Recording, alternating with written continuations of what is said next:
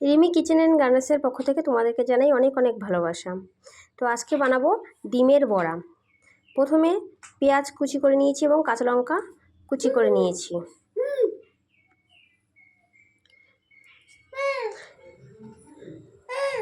এবার এতে পরিমাণ মতো নুন, হলুদ, লঙ্কার গুঁড়ো,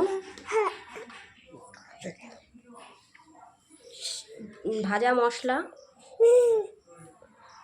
হলুদ পরিমাণ মতো দিয়ে নেব এবং পেঁয়াজটি ভালোভাবে মেখে নেব। বেসন দেব পরিমাণ মতো এবং দুটো ডিম ভালো করে ভেঙে ফেটিয়ে মেখে নেব। দেখো আমার মাখা রেডি। এবার তেল গরম করে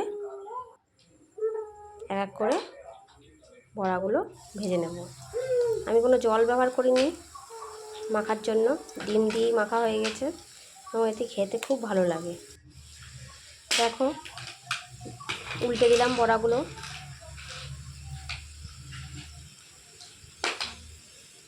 পান্তা ভাতের সাথে এই বড়া বা ডালের পাতে হোক, এই বড়া খুব সুন্দর লাগে খেতে, অসাধারণ লাগে খেতে। দেখো বড়া রেডি।